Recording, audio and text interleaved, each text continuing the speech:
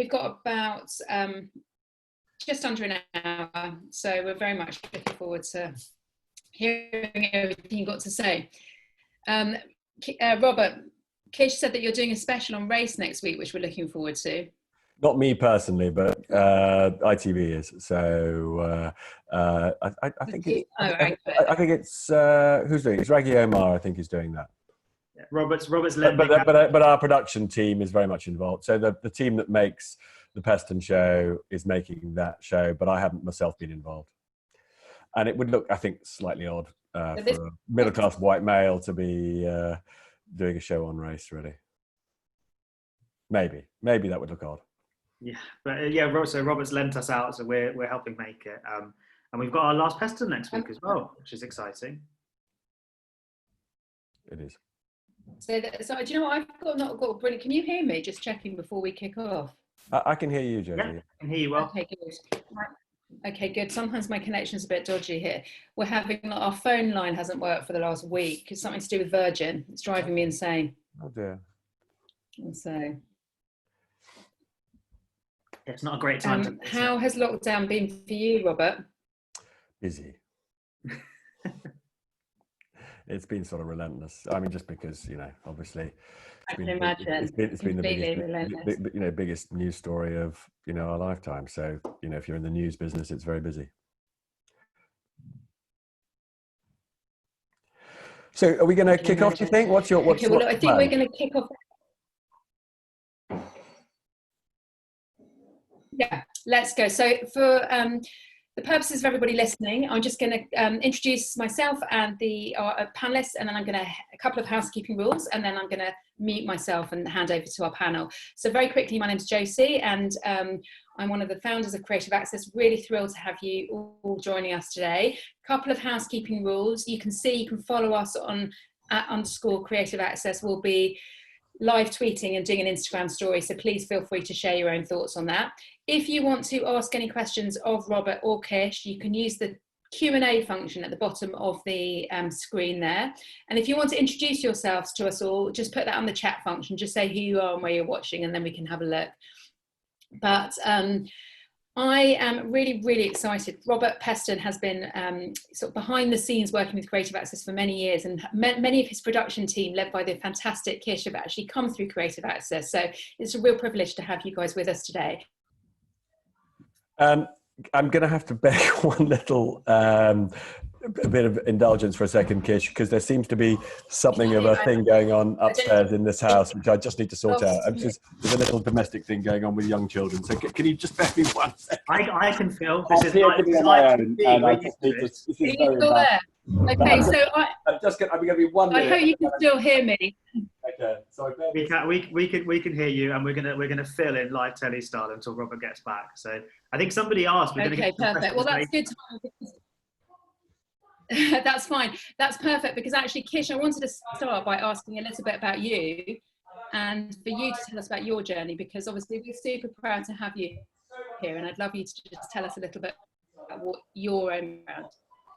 Yeah, sure. So I started my whole career in journalism started with Creative Access. So my first job in journalism was as a runner for Robert's new show, then launching on a Sunday called Peston on Sunday.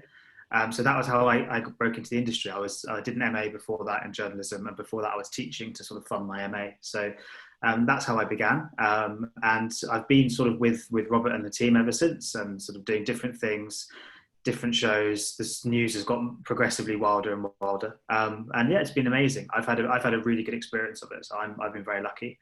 And yeah, it's sort of Creative Access have always been around the Peston team. So since me, we've had other interns who are still with us, working on the broader team as well. So yeah, it's been good. And what does it mean now for you to be a producer? What does it mean you actually do? Yeah, so I guess it means that I have more input in sort of what happens on the show than I did before. So when you first start out and you're working with the production team, they make the decisions about sort of what we should do, who we should interview, what issues do we need to cover, what questions should Robert think about asking. and you sort of help them, support them do that. Now, as a producer, the responsibility for that is sort of yours. So you have to think about every week sort of what the news is, who the best guests would be, what are the issues that people want to hear discussed. And if you've seen Peston, we have sort of a large touchscreen that does sort of stats and data and research. So we have to make that sort of stuff up as well. So those are the sort of things we deal with day to day. And yeah, it's a great job. I mean, if you really love politics, it's a show that is on once a week, and you can think about politics for all of that. So if you work in news or you work in general TV, you sort of have to be a generalist and you have to know a bit about everything and sort of do different things. Whereas for me, I think about politics all the time. That's my job, which is, for me, brilliant. That keeps me very happy because I'm a nerd, and that suits me well.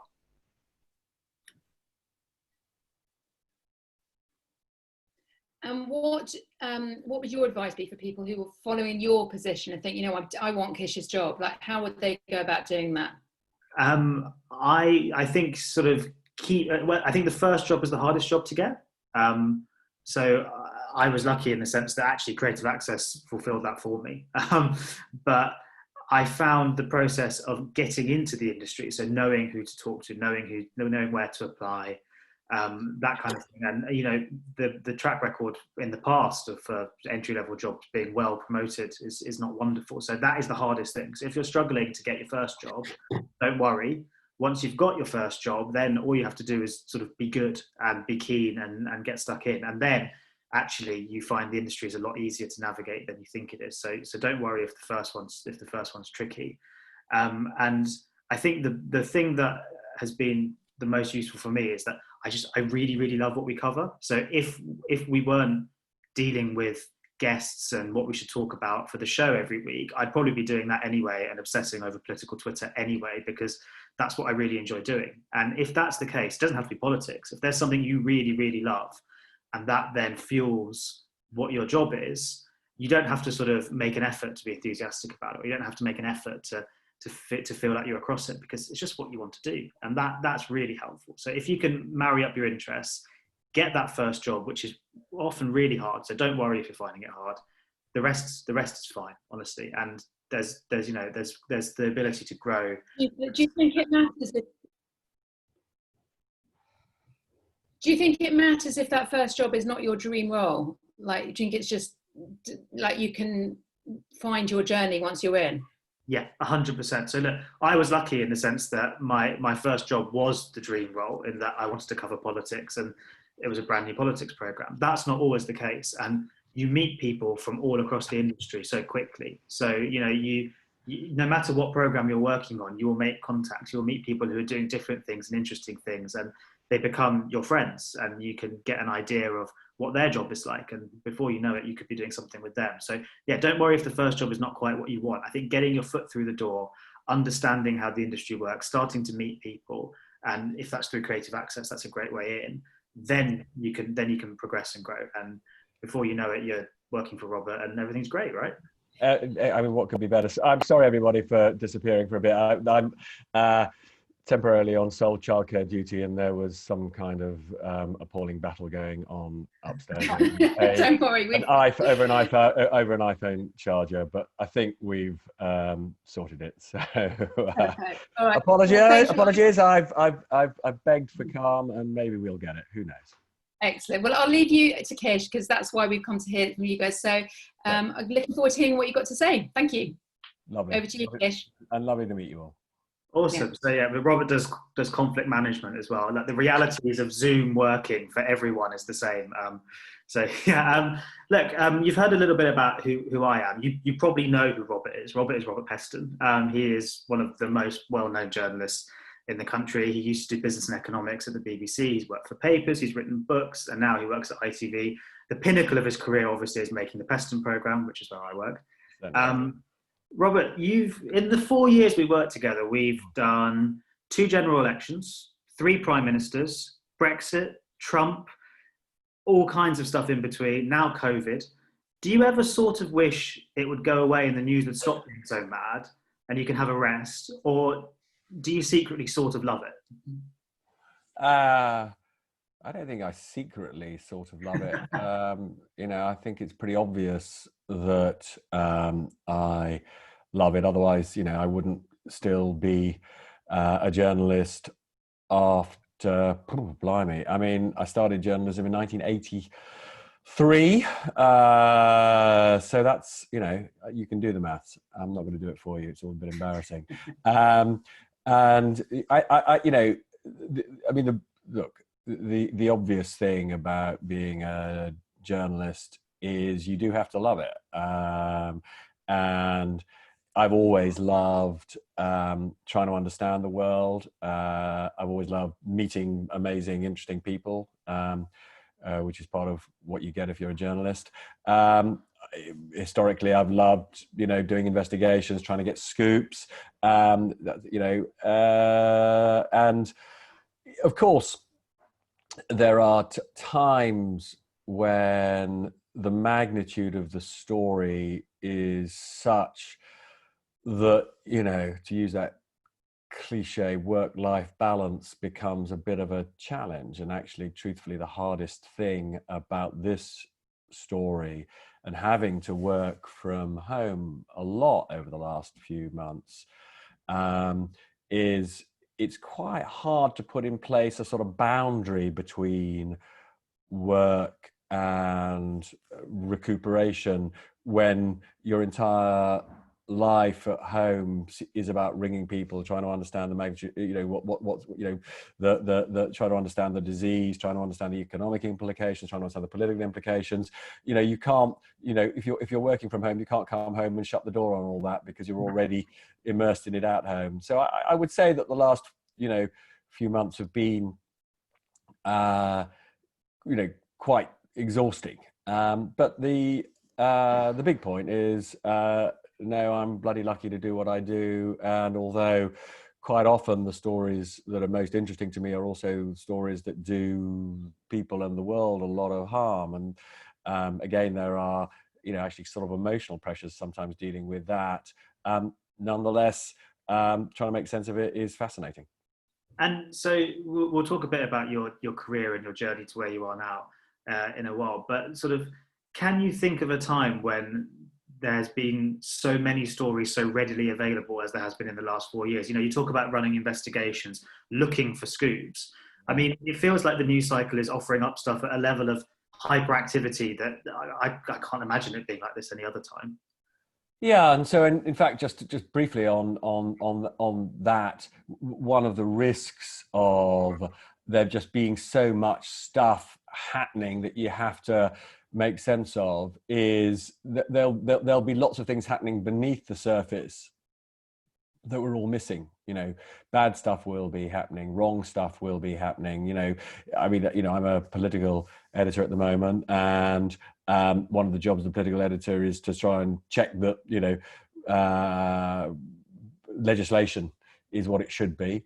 There's almost no time really to immerse oneself in that kind of stuff. I mean, for example, we've just got an immigration bill gone through the House of Commons, about to become law. Lots of people believe, probably rightly in my view, that it's a very flawed immigration bill, but the opportunity for us at ITV to really scrutinize it properly is much lessened because of just, there are, I mean, truthfully, right now, other stories that just seem so huge, whether it's how we've managed the virus crisis, what's going to happen to the economy, what's going to happen to jobs. It's just very hard to create the space to do, the nuts and bolts of the job. I'm not sure I've answered the question. What was the question again, Kish? Sorry. But it seems like there's just so much news happening all the time. So you're not. You're just saying, are you asking me whether there's anything ever been? No, I mean, look, the last 4 years have been. I mean, when I joined ITV at the end of 2015 as political editor and to launch a new show. And it was pretty clear to me that politics was going to go. I joined the BBC end of 2015, beginning of 2016, just in time to start warning people about the risks that banks were taking. And, that then took us into the mayhem of the banking crisis, which was a pretty busy time. And, when I joined, I sometimes wonder whether I'm a sort of, whenever I move jobs, it's like a curse on the world. Because, I joined ITV as political editor thinking politics was going to be interesting. But, I didn't really anticipate that within pretty short order, we would get the Brexit vote, the vote for Trump, the mayhem of trying to implement Brexit, a prime minister going, Theresa May, a new prime minister in Boris Johnson, the mayhem of sending Parliament home, trying to deliver, the prime minister trying to deliver Brexit, a Labour Party tearing itself apart, Brexit happening on January the 31st. At that point, truthfully, we all thought, oh gosh, well, although the road to complete exit from the EU, the end of the transition, is going to be busy and interesting, at least it won't be as mad as what we've been through. And, then, Kish and I are making our programme on a Wednesday night at the end of January. I think it's January 25th. And I'm saying to the team, look, there's this virus in China, we should try and get somebody on to talk about it. And I had a pretty good sense that this was going to be, a big story. I'll be completely frank, I didn't think it was going to be quite the size it's turned out to be. So yeah, as you imply, Kish, that I don't think anybody alive really. I'm not sure if there are any war correspondents alive from the Second World War or not. I think technically there may be, but there won't be many. Very few people alive have lived through or reported on what we're going through at the moment, or something of this magnitude. So when you're going through all that, I was sort of getting flashbacks, and I think what you were basically saying is this is all your fault because wherever you go, trouble follows you. So that's really good. That was the subtext, yeah. Yeah, brilliant. So look, for people who don't know, a lot of people remember you at the BBC covering economics, but we've got a lot of people in the webinar today who are sort of starting their careers. Yeah. How did you get started in journalism? What was your first sort of experiences? I'd always done the odd bits and pieces for the school newspaper back in those days. Went to a comprehensive in North London. We didn't have much of a school newspaper. It was a sort of magazine that was actually produced once a year. I found a copy the other day. It had an absolutely magnificent poem written by me, age 14, about the onward march of some killer plants or something. It was sort of, I'm slightly surprised I didn't have a career in top class poetry writing. But and then when I went to university, I did a bit of stuff for the University Again magazine, the old actually Political Interview, interesting.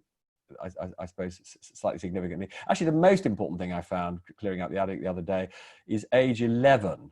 My big project was a sort of fake newspaper on the politics of the time. So that was probably the most prophetic thing that I'd ever that I did at that stage. But this is all to somehow imply that there was all some big plan to be a journalist. There genuinely wasn't. I knew I wanted to go to university, but actually once I got through university, I didn't really have a clue what I wanted to do. Now, a sort of again by sort of slightly happy accident, I ended up doing some studying in Brussels immediately after university, then came back, again, didn't really know what I wanted to, still didn't really know what I wanted to do in terms of a career.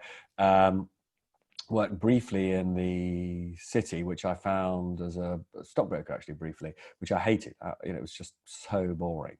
But the stuff I learned actually turned out to be quite useful in journalism, particularly since I discovered quite how many city people bent the rules, which was quite useful to, as a young business journalist, meant I wasn't terribly naive about what I was reporting on. But what happened was I had a friend who's actually quite a well-known journalist called Lucy Kellaway. She worked at the FT for many years.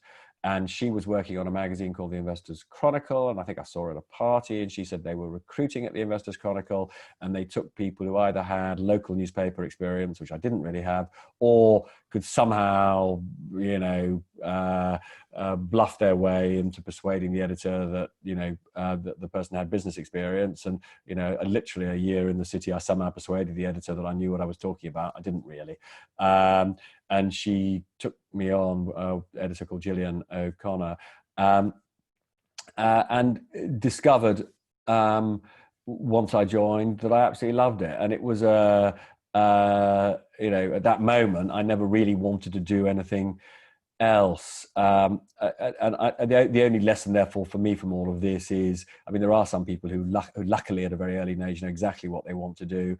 But quite often in general, when young people ask me what they should do, I say, if you can, try out a few things, because, not all of us are lucky enough until we've tried a few things. We're not lucky enough to know exactly what it is that suits us. But as it happens, I discovered, journalism, would be my passion, and so it's remained. Yeah, so it's interesting you say that you sort of, to start with, you had to slightly bluff your way in. I mean, I feel that it sort of speaks to an idea that it's not so much how you first get your job, it's what you do when you get there that determines where you end up. So it's sort of proving yourself on the job, showing the enthusiasm, showing that you have some skills and some knowledge. And once you're there, that's what you can do. So it's worth plugging away, and then once you get in, you can move from there.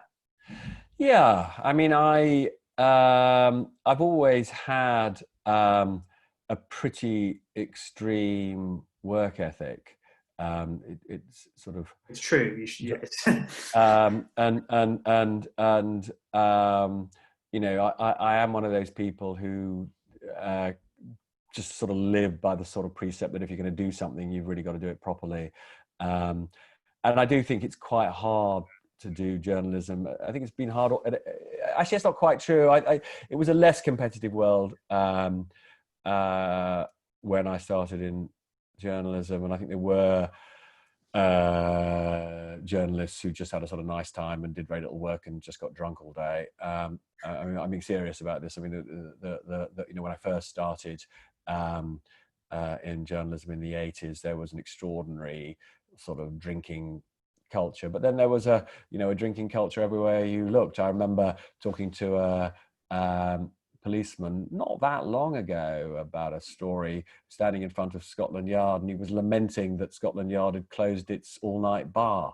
And so I mean, I mean, it's a slightly amazing idea, isn't it, that that in Scotland Yard, policemen could drink all night if they wanted to, but they could. That was just, it wasn't just, I mean, in fact, I mean, just a little anecdote for a second. I mean, back in the early 90s, when I was doing investigations, there was a particular sort of police source that I had, and the only way to get a story out of this source was to take him out to lunch and then go to the pub, and then eventually, when he drunk several bottles of wine and many pints, and I didn't have the sort of stamina to drink as much as this individual, but you had to drink a bit, otherwise they'd think you were rude. And so eventually, after a while, he'd tell you what you wanted to, or just told you some nugget that was a genuinely good story. And at that point, I had to pop to the loo and write it down, because if I didn't write it down, I was absolutely certain that by the time I woke up the next morning, I would have forgotten everything in a sort of alcoholic haze. And it was not unusual to open the notebook and see my own handwriting telling me something that I'd been told, knowing that it was probably true because it came from this source, but having no recollection of being told it. I mean, these were extraordinary times. I mean, how the world's changed. That is definitely not how we get stories now.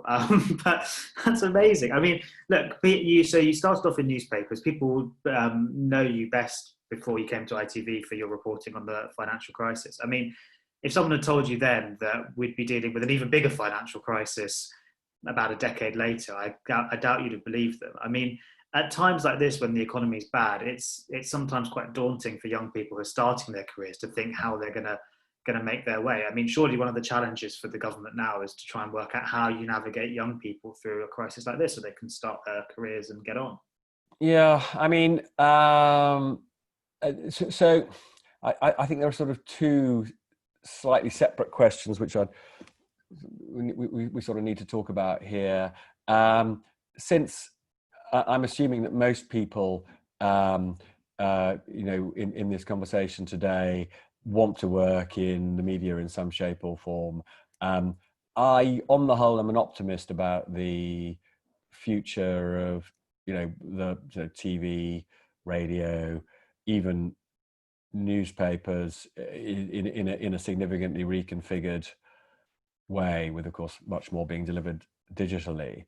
And the reason I'm optimistic is because I think we live in an age of tremendous appetite for information, and our job is to take the noise and, to use that expression, identify the signals, identify what matters. And I think the need for that is greater than ever. Equally, although there are times, if you take the view, as I do, that we're going to be living with a degree of social distancing, probably for years, obviously that makes it slightly harder to do conventional television or organizing offices, and this is true of all kind of office work, becomes harder. Nonetheless, the demand for what we do remains great, partly because you can sort of consuming what we do is both useful and safe.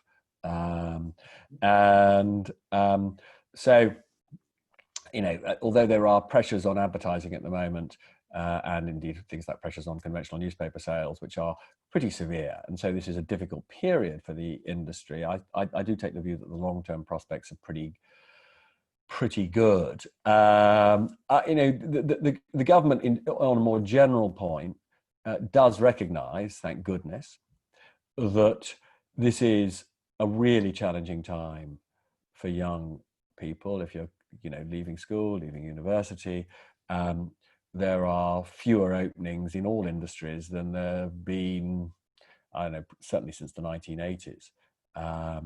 And undoubtedly, and I try to say this not to depress people, but just because we have to be realistic about it.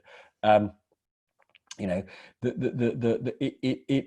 is difficult, particularly difficult, or particularly harmful for young people to be out of work right at the start of their careers. I mean, all the economic evidence, I'm afraid, suggests that it's very hard to make up ground lost in those early years, and therefore, there's an imperative on the government to do as much as it possibly can to create opportunities. There's an opportunity on employers, because I think we're all, there is a sort of social obligation on all of us to do what we can.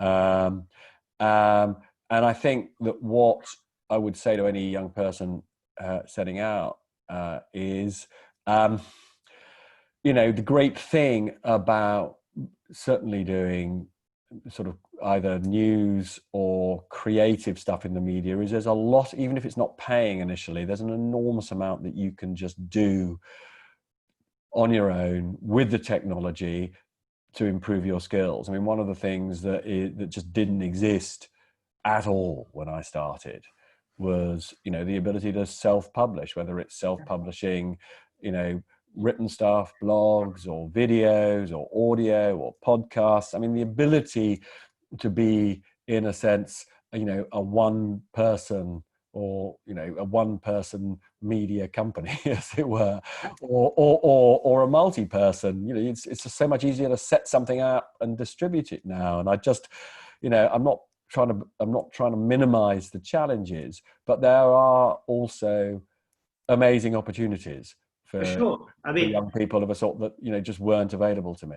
Yeah, Robert, I've always wanted to say this to you, but we're almost out of time, so I just want to get a few quick questions in at the end. So, as you say, sort of there is still opportunity there, and sometimes when the economy is bad, sort of taking a punt on a less stable or a less conventional job sort of seems like a fairly sort of scary thing to do. But I think that there are organisations out there like Creative Access. There's an organisation called PressPad, which helps people with internships for accommodation if they need accommodation when they're doing internships. So there's potential you can do that. You can get some help through that.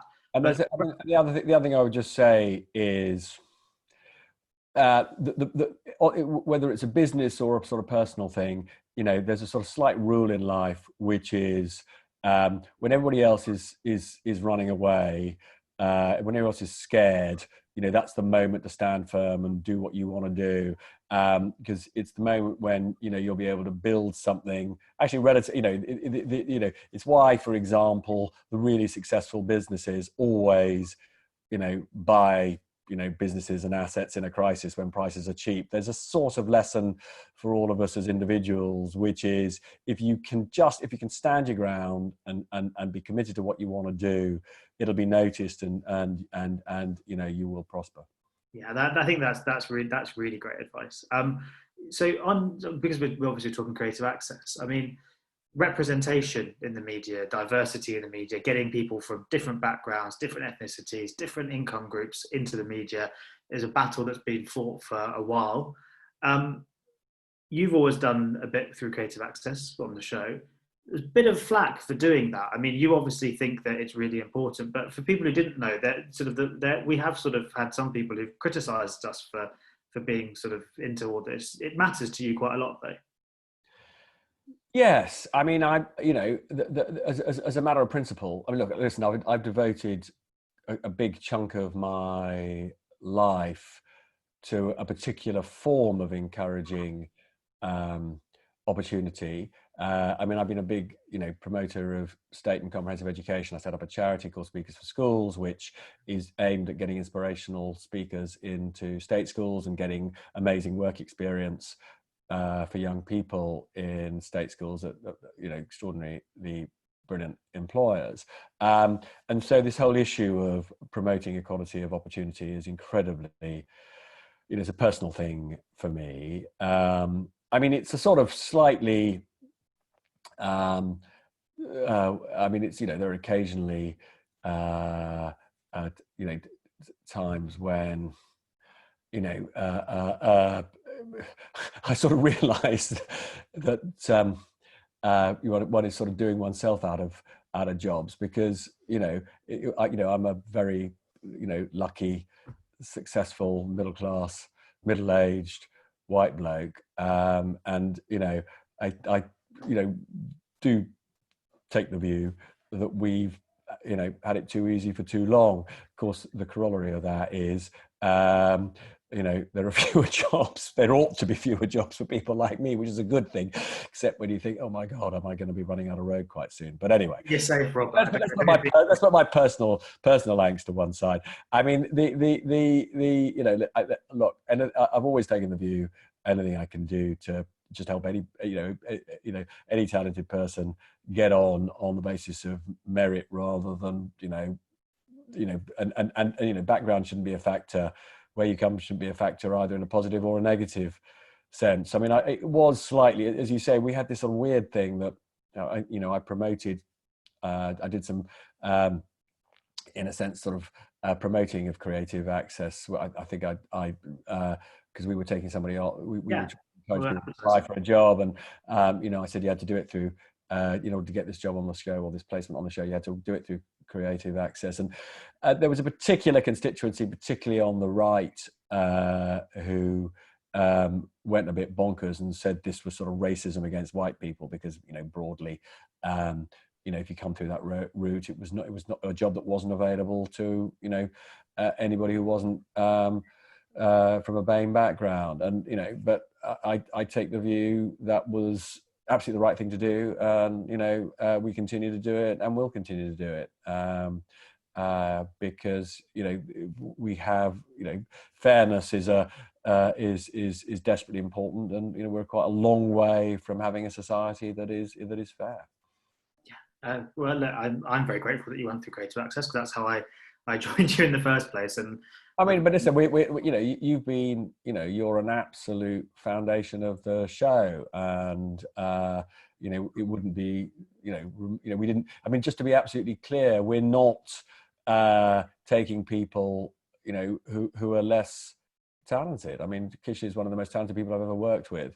All we're doing is making sure that we are seeing the world properly and seeing talent where it really is. And I don't think historically, if you go back 20 years or 30 years to when I started in journalism, it was absolutely dominated by white middle-class men, believe it or not, the BBC, often wearing cravats. Do you remember cravats? Anybody know what a cravat is? You know, we've come a long way, but there's more progress that's needed. Right, so I'm gonna get a cravat for our last show, just to have a throwback. Look, really interesting. And now you said something nice about me. We can move on to. We've got loads of questions in, so I'm going to run through some of them, perhaps slightly quicker than some of the discussion we've had so far, but there's some really good ones. So Nico Asghari said, "What is the most difficult interview you've conducted and why? And while you're doing that, why don't you also tell us what the most enjoyable interview you've done is?"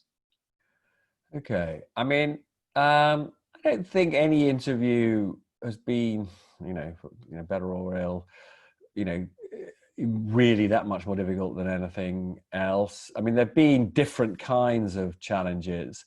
There's a business person, rather notorious business person, called Philip Green, who got into a lot of difficulties over whether he was being fair to members of the giant pension fund that he was sort of steward of, or that he had to fund, excuse me, for people who work at places like Topshop.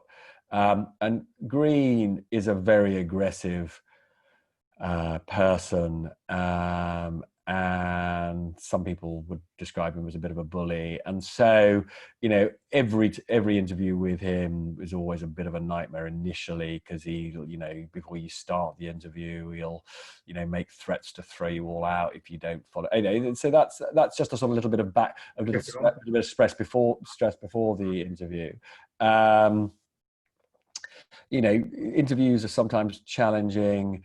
When people don't answer questions. There was a sort of slightly notorious occasion, I think it was during the 2017 general election, where I was interviewing a cabinet minister called Michael Fallon, who was just doing his normal, never answering questions. And right at the end of the show, I rather vented my frustration by actually on camera. I'm not sure if I was really conscious the camera was still on me, but I banged my head on the desk, which became... That did happen. You can see it on Twitter if you want to. Which became a bit of a social media phenomenon, I think.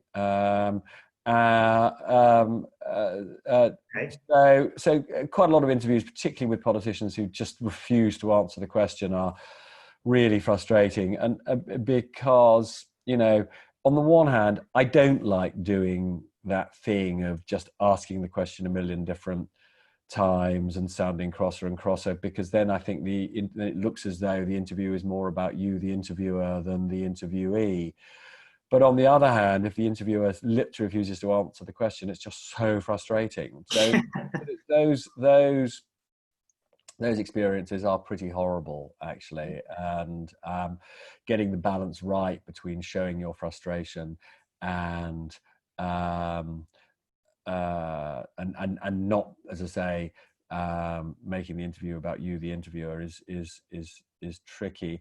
I'm trying to think if I've ever had an interview I really sort of stands out as being particularly fun.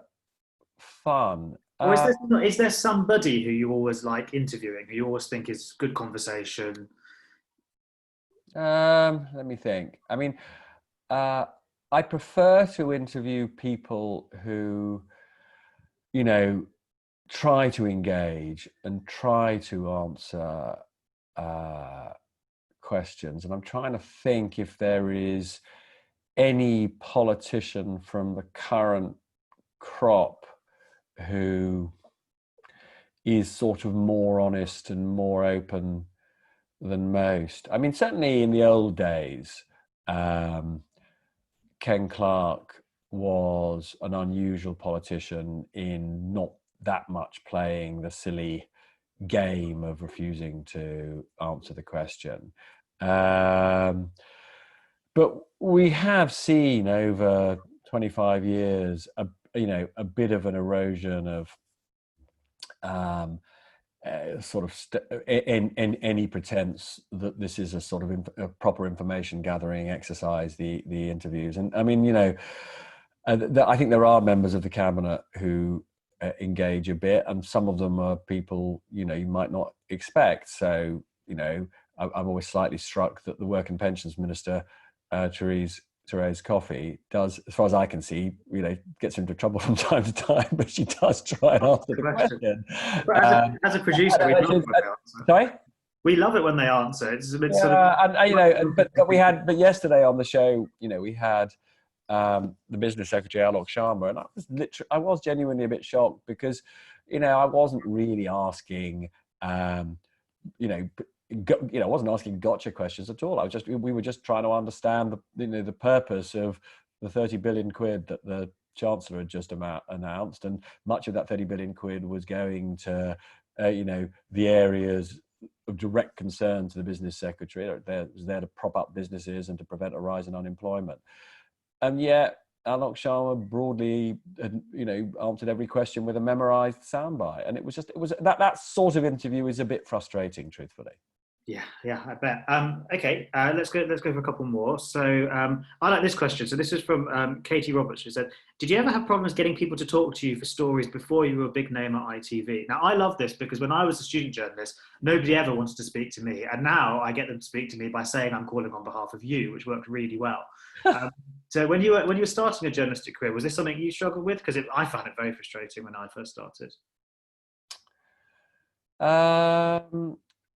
So it is certainly the case that a calling card helps. And I mean, I've been lucky. I've had a number of very useful, and if you ever work for an organization with a name like ITV, the advice I'd give you is, for God's sake, milk the name as much as you can, and because that is because it does open doors, right? Yeah. And when the FT, when I was on the FT, Financial Times, that was a massive door opener. BBC, ITV. But in the end, we all have to learn the art of persuading people to speak to us, particularly if you want to be an investigating journalist, as I did, and it's still something I love doing. And that is about winning people's confidence. And actually, the best training that I had for that was, this is a long time ago, but in 1986, I joined the Independent newspaper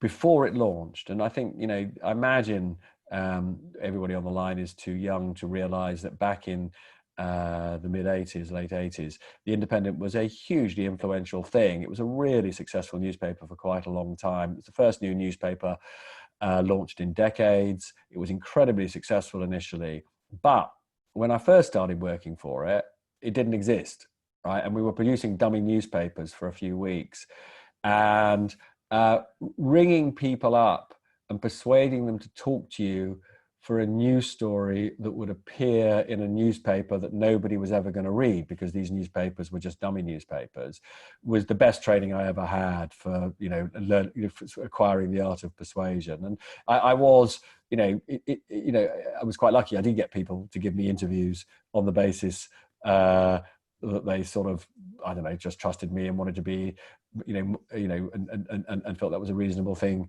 to do. So I would just say to people, if you're writing blogs, just broadly, writing a blog now for yourself is pretty much the same as writing for a newspaper that doesn't exist, which is what I was doing back then. And it's amazing how, if you can show that you are genuinely interested in somebody and what they have to say, how you can win their trust and get them to speak to you. Yeah. So a couple of other questions here that are similar. So Laura Jackson now has just asked, do you still get nervous before going live? And Laura McGorn sort of said before we came on, she clearly watches Peston. How do you maintain your composure when things go wrong on live television?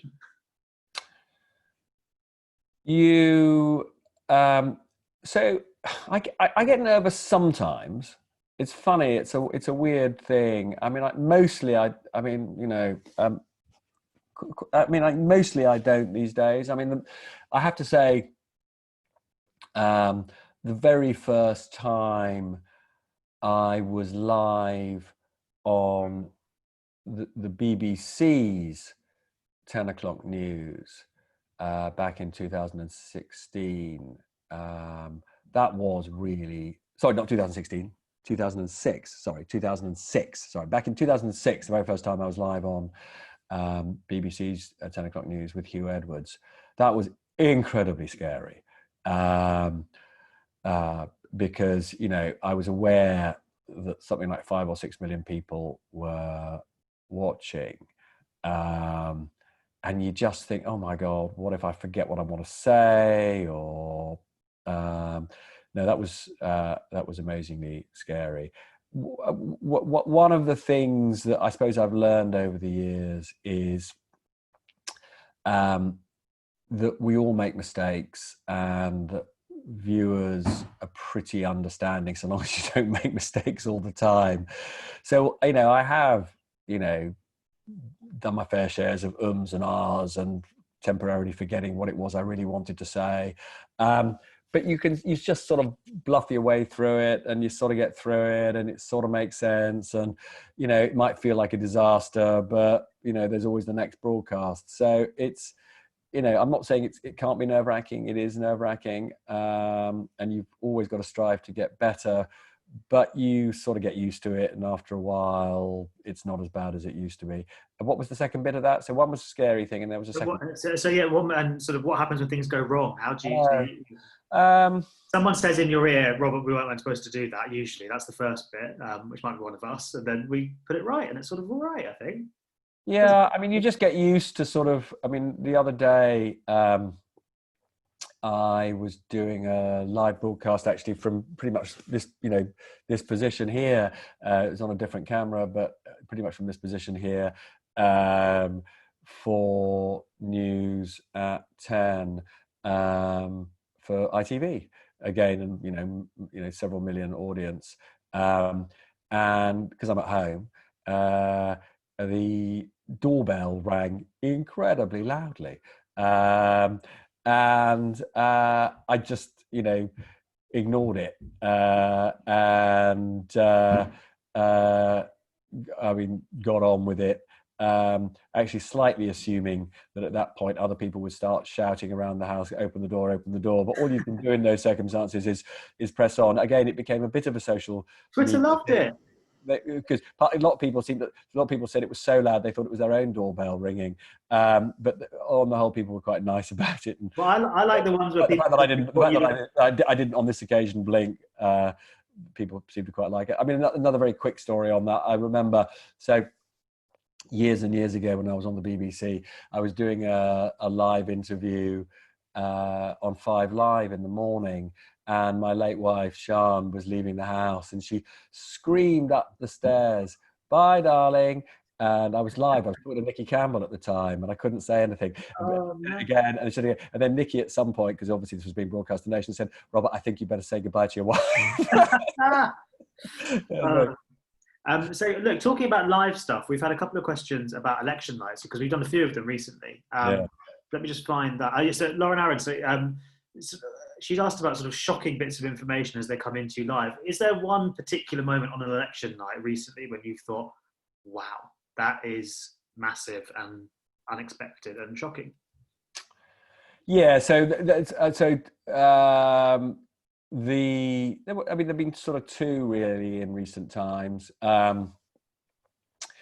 One was in 2015, I was still at the BBC. I was still economics editor, but I was still in the studio for election night in 2015.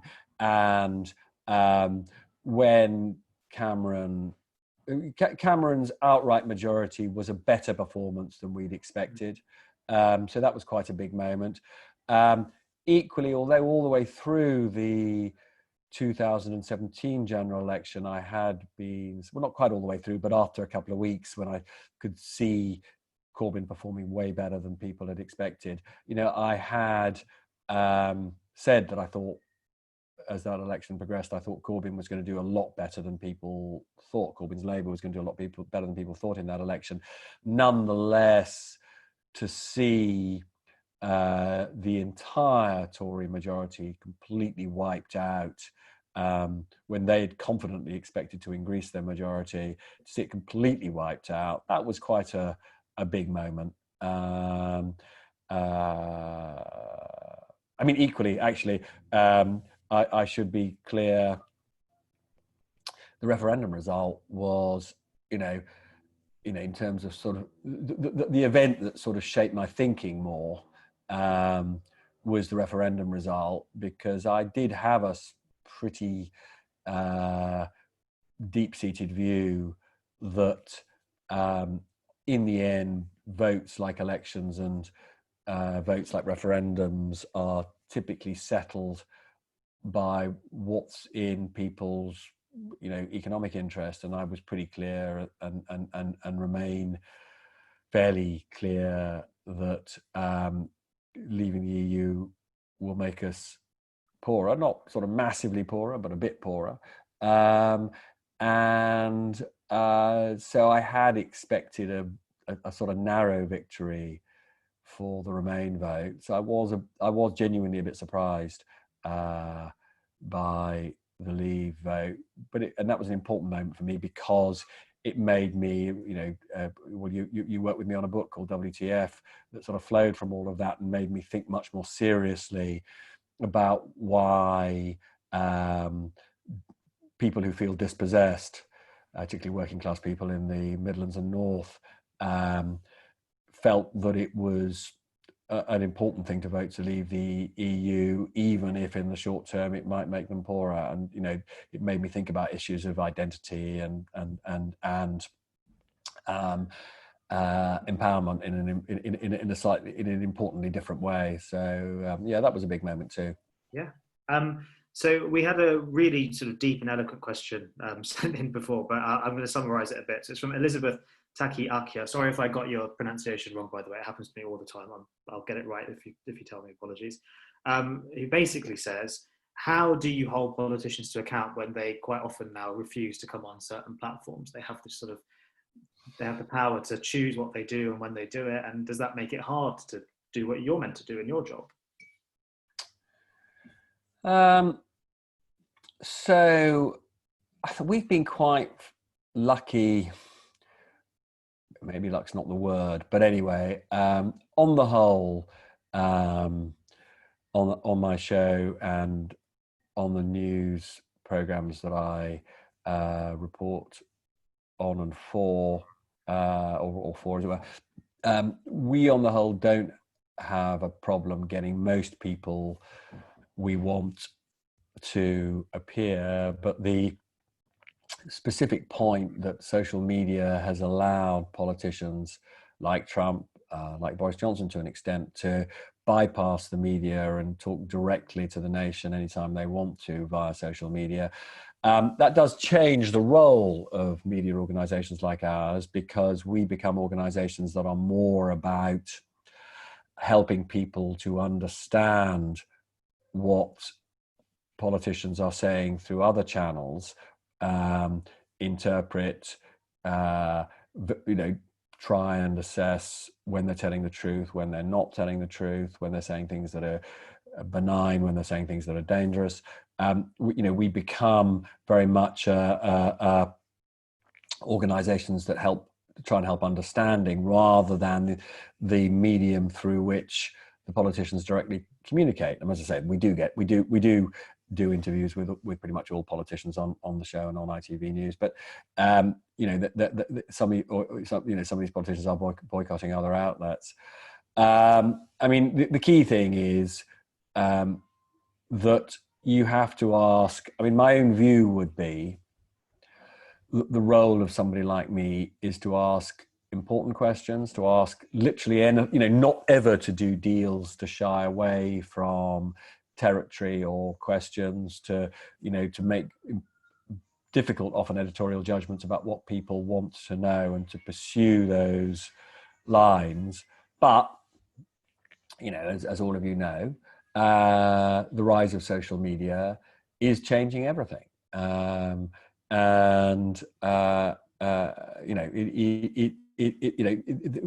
there was a time when the BBC was the only broadcaster in this country.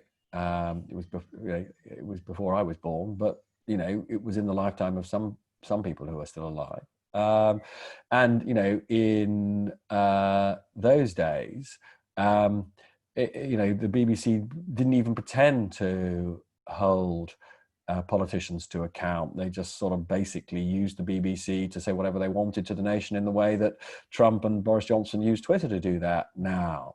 And I think it's important to remember that, because, you know, although there's nervousness sometimes about the sheer number of media organizations and the multiplicity of voices that are on social media, competition is actually in the end always a good thing, in the sense that the more competition there is, usually at least, that is a driver to raise standards. Now, I'm not pretending that in the world in which we live today, standards are always as high as we would want them to be.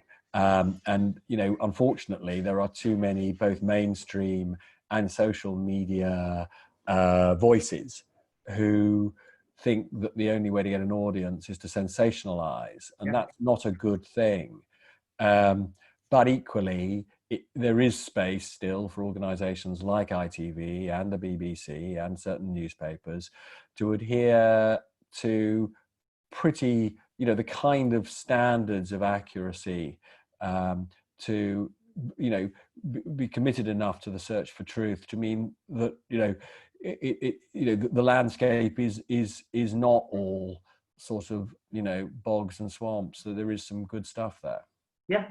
So Robert, to quote you on the show often, we're almost out of time. I'll tell you what I'm going to do. So we've had a huge number of questions from people who are sort of asking about what it's like, about sort of questions about being a young person in the journalistic industry, getting on, sort of advice for careers.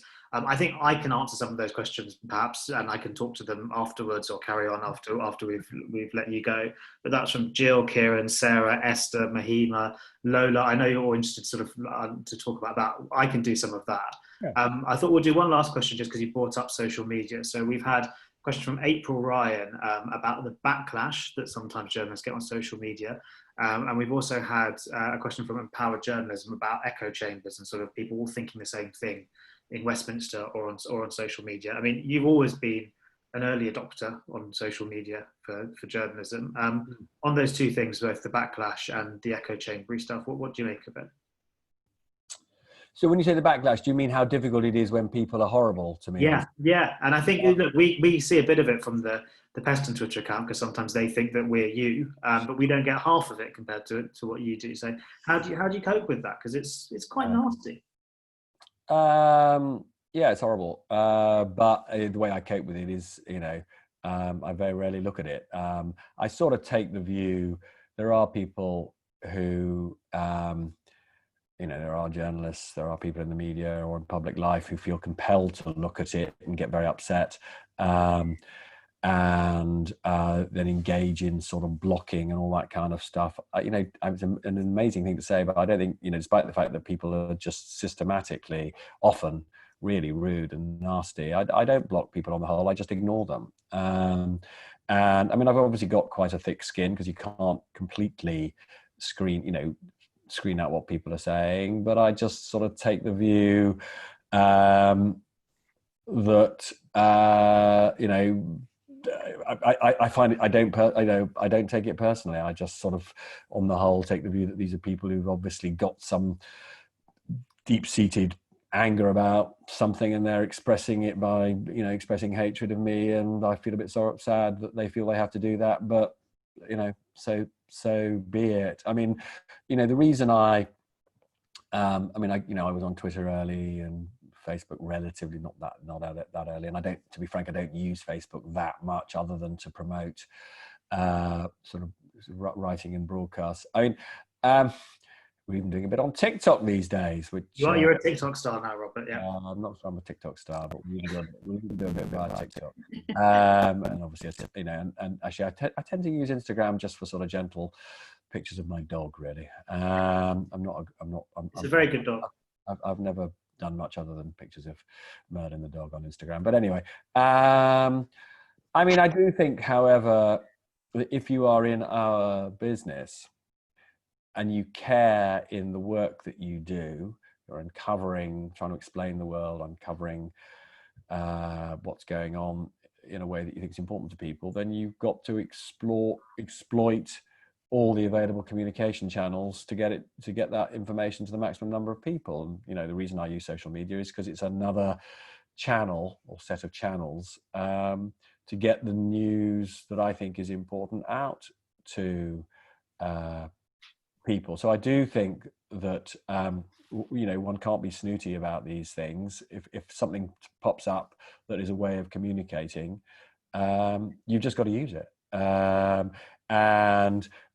You know, my advice to anybody who finds the hate on, you know, Twitter or social media too horrible is just to say, look, you think of it as a professional tool, and don't take it personally. Just you know, just realize we live in a sort of complicated world where lots of people, understandably, actually, I mean, it's a messy world, and lots of people are suffering, but in all sorts of different ways. And I understand why so many people are upset and angry. I wish they weren't. And I think that, you know, it's incumbent on all of us to, you know, try and promote the qualities of understanding and tolerance. But, you know, hate isn't going to go away, and we've just got to slightly, you know, as I say, just live with it and screen it out if you do what I do. I mean, in terms of the silos, this is, look, the thing that is the hardest thing to do if you're a journalist, and it's very, very challenging for me, is to recognize the way that you see and think is conditioned by the information that you receive. And obviously we see on social media people who exist in silos or bubbles and are only getting one set of information and are not open to other arguments and other facts that challenge their way of thinking, and that's depressing. But I think it's also incumbent on all of us to recognize that although I try not to be in a bubble or a silo, you know, none of us are omniscient, and you have to challenge yourself. I try and challenge myself all the time to think about whether what I'm saying and how I'm saying it is in some way conditioned by experiences that are not everybody's experiences, and therefore, you know, I've got to be open to understanding how other people see the world. And that is not always, you know, it's easy to talk about broadening your vision. It's not as easy as all that. And actually that brings us back to, you know, where we started, which is the importance of organizations like Creative Access. Because the great thing about what you do is you bring into, you know, the studio and workspaces where I am, people with a completely different set of experiences who are there in a very positive way, as far as I'm concerned, to challenge me. So there we are. We're back to where we started and how wonderful Creative Access is. Thank you, Robert. Listen, we've had so many comments on people saying, I wish this was longer than an hour. And so we're so grateful for you taking the time. I know you're phenomenally busy, probably unprecedentedly. So, pleasure. Thanks for having me. And have me back. We will do. And Robert, we're going to say goodbye to you, but Kish has very kindly agreed to stay and answer some of your questions till about 15:15. So anybody that wants to ask Kish a question, feel free to stay on. And Robert, we will love and leave you. Feel free to go. And thank you so much. It's been lovely meeting all of you, and good luck with everything. Thank you. Thanks, Robert. Bye. Bye. Yes, I was thinking that I know there's been loads of sort of career-y sort of questions, which is about, you know, how you get on, early journalism, you know, taking broadcast jobs, taking print jobs if you want to go into broadcast, NCTJ, that's all stuff that I can answer. So if you want to go through some of that, that's great for me. And we sort of got the best out of Robert while he was here, because I know he's busy. If that works. Well, I think that's a really sensible thing. I mean, if you're happy to stay for another few minutes, a few people have asked specific questions. Well, I mean, you can go through them actually because you've got them here, but I thought that if you're happy to talk about the difference between print and broadcast journalism, might be a good place to start. I mean, obviously you talk about writing for your student newspaper, but now you're working in a broadcast journalism. So what do you think about the transition between the two of them? Because a lot of people do ask us that. Yeah, so look, it's really flexible. I think, so when I studied, I did a multimedia MA. By the way, you don't need to do an MA necessarily. You don't need to do an MA necessarily. You don't need to do the NCTJ necessarily. There are lots of different routes into journalism. It's all about just having a portfolio of skills that make up what you can do. So for some people, it's they're particularly good with newspapers. They know how to lay newspapers. They're good writers. For some people, it's that they are good at video editing. But really, what being a journalist is having a good sense of the story, knowing who to talk to, having an interest in what's going on.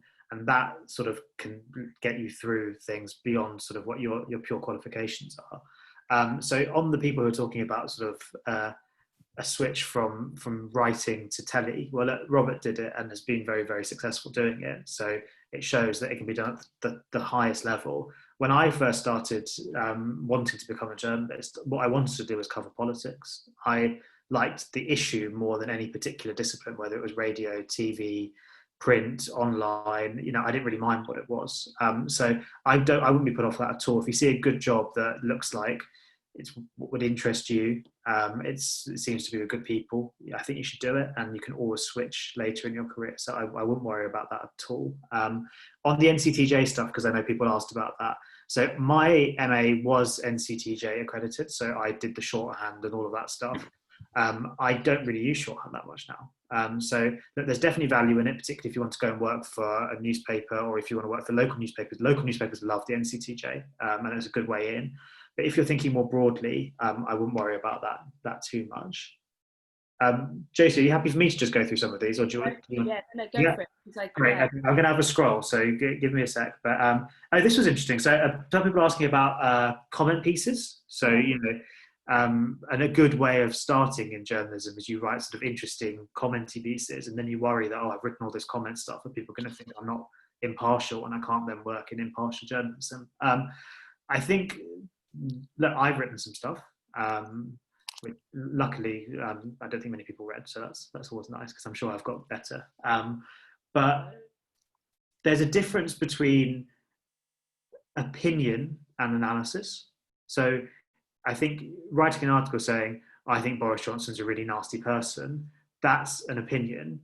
Analysing what Boris Johnson has said, why you find it interesting, what bits you disagree with, what bits other people might disagree with.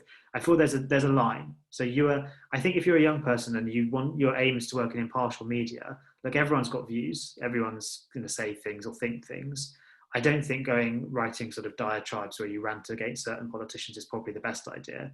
But, you know, if you have a particular perspective that you can offer in an opinion piece about your experiences, or if you have a particular bit of analysis that is sort of measured, I think that's fine. And I did some of that. And I think that, you know, if you're interested in politics, I think it's unrealistic for people to expect you to have never had any views or never expressed anything like that. I think it's just about keeping it sort of measured and interesting, rather than sort of angry and sort of particularly ranty against particular people. But yeah, that's me on that. What else can we see? Do you think you'd have gotten your first role without the help of Creative Access? Not where I got it, no. I think that it's the links that Creative Access have with ITV and the kind of places they can get you into. They've got a great reputation and people like working with them. So I don't think I'd have ended up at Peston without it. I'd like to think that I'd have gotten a job somewhere. I was looking at some local media jobs to start with. And maybe I'd have worked my way up through that way, but I got a bit of a head start, which was really handy. What else can we see? Being pigeonholed, that's interesting. From Farah, I've been warned by BAME journalists the danger of being pigeonholed into writing solely about BAME and Muslim identity. I think you can definitely avoid being pigeonholed without losing opportunities. I think you have to be really honest with people and say that, look, I've got this perspective, I'm really happy to write about it and I'll write really well about it. But also, look, I'm really interested in this and let me send you something that I've written, which is my real passion, which is I want to just talk about economics or, something else. So yeah, use those links maybe, and use those links to sort of get your foot through the door and then show people that, I can now do something else. I mean, it's a tricky one, because we want people's different perspectives, and if they come from different backgrounds, we want that to be reflected in the media, but that's not all that you can do. So I think, no problem at all in accepting those jobs and writing eloquently about your own perspective, but, be a bit pushy and show them your other stuff too and say, look, I want to write about this. And I'm sure that you'll get a break, because, good writing and good journalism is good writing and good journalism. And you should hopefully be able to move from one to the other. At the top of it, I've got Shifra Apaya saying, what are your daily lifestyles like, daily routines because of your work? So I work on a weekly show, which is quite rare in journalism. So a lot of journalism is about turning stuff around really, really, really quickly. So, 24-hour news or a daily newspaper, or if you're Robert, breaking a story online, it's all about speed. What we do at Peston is we do a show once a week. So that's quite different. We get a chance to reflect and think about things. So what we find is that the start of our week, Monday and Tuesday, is sort of planning. So we're looking at the news, reading things, starting to make phone calls and see what guests would like to come on the show. And that's your sort of thinking and planning time. And then we have this really, really mad Wednesday where you realise that you actually work in television and in news, and it's busy. And you have a sort of a very hardcore day there.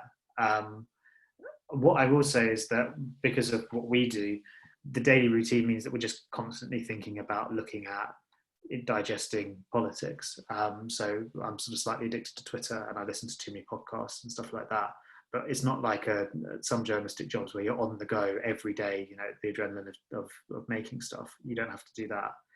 So yeah, it really depends on what kind of role you have in the media. And I think that's something that people sometimes don't realise. So they look at the media and they think, oh, it's all sort of Robert, go, a million different things, hunting down stories. There are lots of different roles in the media. If you're really good with data, if you understand numbers, there's a role for you in the media. If you're really good at communicating stories on social media, that's a skill in itself.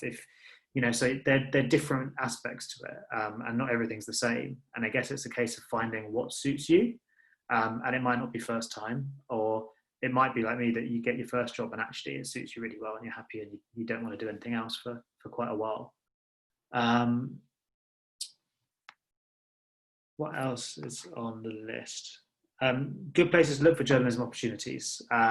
Creative Access, obviously. But LinkedIn is great. I know that I think I don't really like LinkedIn that much, but I think that people who hire people like LinkedIn, so it's worth doing, and opportunities do come up there. Social media, Twitter, particularly for politics, Twitter is huge. Follow all the places that you want to work, and you might be surprised when suddenly someone like Robert tweets saying they're hiring. Is a good place. And then very quickly, because I know that we've got to end this soon, so have you found your race has held you back when moving into this sector before going to Creative Access?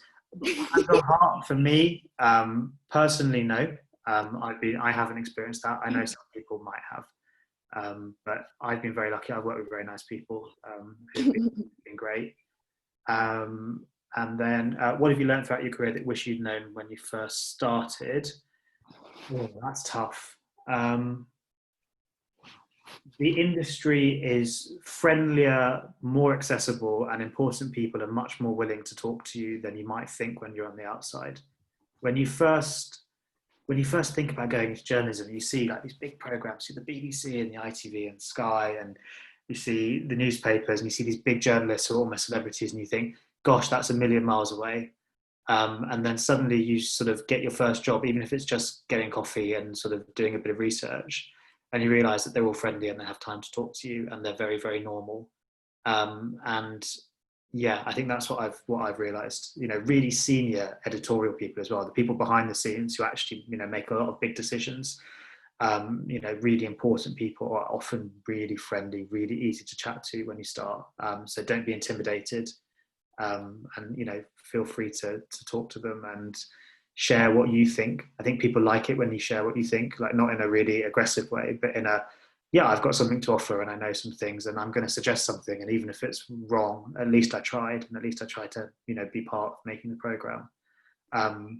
I learned that pretty quickly, and I think that if you go into your internships or into your first job with that, you'll do great. And look, I started doing this 4 years ago. Yeah, 4 years ago, I was, you know, getting my first job through Creative Access, you know, running on the first season of Peston on Sunday, and 4 years later, I'm really lucky and I'm one of the producers on the show and it's going really well. And Not sure it's just luck, Kish. There's a lot of talent there, and don't forget, Robert said you were one of the most talented people he's ever worked with.